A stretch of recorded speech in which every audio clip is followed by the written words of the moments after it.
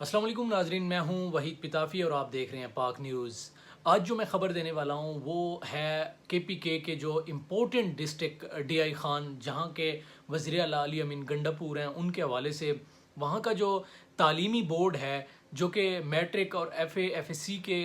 Results और इम्तिहानात करवाता है, तो उसके हवाले से मैं थोड़ा सा आपको बताता चलूँ। वहाँ पे एक इशू चल रहा है और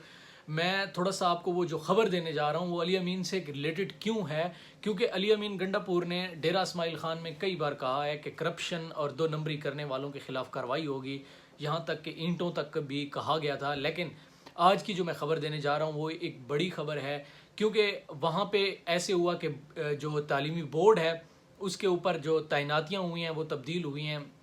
कंट्रोलर तब्दील हुआ है, डिप्टी कंट्रोलर और चेयरमैन की अगर बात करें तो चेयरमैन पुराने जो थे वो चले गए थे और उनका टेन्योर जब पूरा हुआ था वो चले गए थे, दोबारा वापस आ गए हैं। मैं थोड़ा सा आपको बताता चलूँ कि ये इशू है क्या।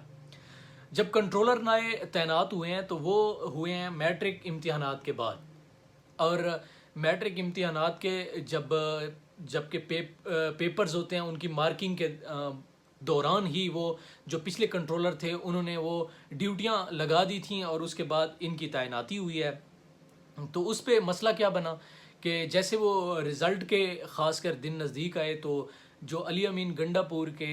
बड़े नज़दीकी लोग हैं, दो लोग हैं, उनका मैं नाम अगर बताता चलूँ। एक अली अमीन गंडापुर के जो भाई हैं एमएनए फैसल अमीन गंडापुर साहब, उनके जो पीए हैं हसीब कुंडी, उनका, और जो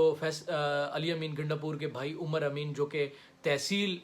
जो डीआई ख़ान है उनके मेयर हैं, उनके जो पीए हैं शेरी बलोच, इन दोनों ने रब्ता किया और इन्होंने नाम भेजे। इन नामों के जितने भी स्टूडेंट हैं इनको पोजीशंस दी जाएं। ये एक ऐसी खबर है कि मतलब आंखों के नीचे और उनके सामने ही ये चीज़ें हो रही हैं, लेकिन इनका कौन इनसे पूछेगा, क्योंकि ये तो फैसल अमीन और उमर अमीन के जो हैं पर्सनल असिस्टेंट हैं या पर्सनल सेक्रेटरी हैं, तो इनसे कौन पूछेगा। तो हुआ ये कि उसने ना जो कंट्रोलर था तो वो जो रिज़ल्ट था वो तो बन चुका था और उनके रिज़ल्ट्स जो थे अब वो गलत थे, ठीक थे, प्राइवेट स्कूलों के पोजीशंस, क्योंकि डेरा इस्माइल ख़ान की अगर मैं बात करता चलूँ कि मैंने वहाँ पे कवरेज की है मुख्तलिफ प्लेटफार्म के साथ, तो वहाँ पे जो एक रिवायत बनी हुई थी, प्राइवेट स्कूलों को पोजीशंस मिल जाती थी और जो सरकारी या पब्लिक स्कूल हम जिसे कहते हैं तो उनको कभी भी पोजीशन नहीं मिली थी। मैट्रिक के इम्तहानात वो पोजीशनें फिर हुआ प्राइवेट स्कूलों को मिल गई, और वहाँ पे ये हुआ कि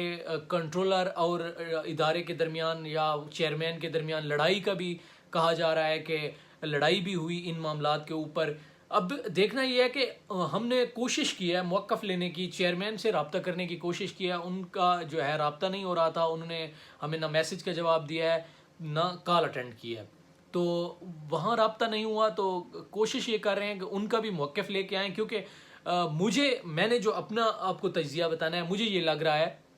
कि ये जो सारे मामलात हैं यहाँ जो जहाँ के ऊपर ये जो इशू उठाए जा रहे हैं, तो यहाँ पे कंट्रोलर मुझे ठीक लग रहे हैं। उसकी वजह ये है कि उसके बाद जो एफएससी जो कि इंटरमीडिएट के हम कहते हैं, तो उनके इम्तिहानात हुए हैं, उनके रिज़ल्ट्स की अगर बात करें तो यहाँ उनके रिज़ल्ट्स आए हैं, उनमें जो पहली 12 पोजीशंस हैं उनमें से 8 पोजीशंस वो हैं जो सरकारी स्कूलों जो कि पब्लिक स्कूलों ने ली हैं, जिनमें कैडेट स्कूल के भी हैं लेकिन वो भी पब्लिक स्कूलों में आते हैं, क्योंकि इसके अलावा जो 4 पोजीशंस हैं वो प्राइवेट स्कूलों ने ली हैं। इनमें वो पोजीशंस होल्डर्स भी हैं जो कि मज़दूरों के बच्चे भी हैं। मैं अगर एक बताता चलूँ, एक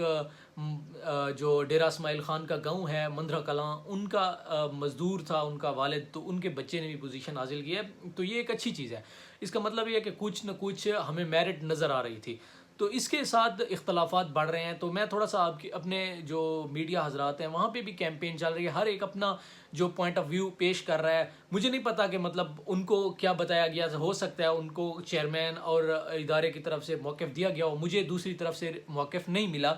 मुझे कंट्रोलर की तरफ से भी कोई बाज़ाब्ता तौर पे मौक़िफ़ नहीं मिला। लेकिन जो मैंने अख़ज़ किया, जो मैंने पूछा इदारे के लोगों से, तो वहाँ से मुझे ये पता चला कि ये चीज़ें हो रही हैं।